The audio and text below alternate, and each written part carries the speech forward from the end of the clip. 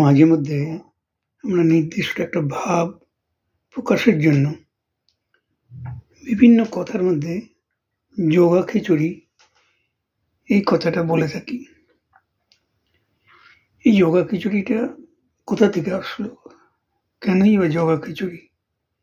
অর্থাৎ যোগা খিচুড়ির অর্থ হচ্ছে যে সবকিছু একটা মিলিয়ে উল্টো পাল্টা করে দেওয়া, সবকিছু মিলিয়ে তালগোল পাকিয়ে দেওয়া, এটাকে যোগা খিচুড়ি বলি আমরা। অর্থাৎ কোনোটার সাথে কোনো মিল নেই, অর্থাৎ আমরা বলে ফেললাম, করে ফেললাম, সেই ভাবটা প্রকাশ করি আমরা যোগা খিচুড়ির মধ্যে দিয়ে। এখন যোগা খিচুড়ি কথাটা আসলো কেন, কোথা থেকে আসলো? অ্যাকচুয়ালি কথিত আছে যে আগেকার বৈষ্ণবরা প্রতিদিন নিজের নিত্য সেবার জন্য নির্দিষ্ট একটা সময় এ বাড়ি সে বাড়িতে ঘুরে তারা ভিক্ষাবৃত্তির মধ্যে দিয়ে কিছু সংগ্রহ করতো, তারপরে সেগুলো রান্না করতো।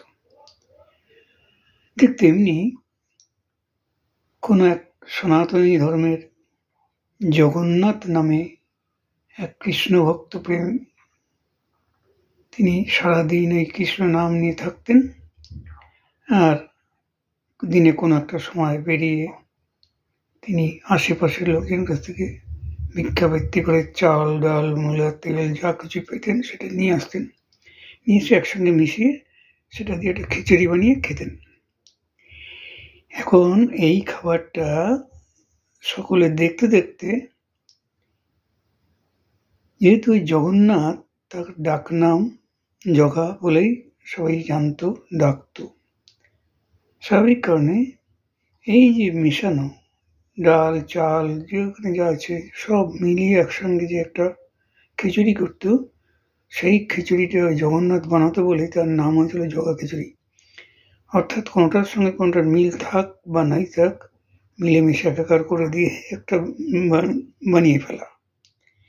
এই জন্যই জগা খিচুড়ি কথাটা সেখান থেকে এসছে। আমরা যখনই কোনো কাজ করি, কোনো কিছু ভুল করি বা একসঙ্গে সবকিছু মিলিয়ে তালগোল পেকে যায়, তখন বলি যে এই জগা খিচুড়ি হয়ে গেছে। তা এইটুকু বললাম। আমি এই প্রথম এসছি, শরীরটা দীর্ঘদিন যাবৎ অসুস্থ, প্রথমে সময় কাটাচ্ছি আপনাদের নিয়ে। যদি আপনারা আমাকে পছন্দ করেন, ভালোবাসেন, আর কথাটাকে যদি আপনাদের মনে লেগে থাকে, তাহলে লাইক, শেয়ার আর নিশ্চয়ই কমেন্টস করবেন। ধন্যবাদ।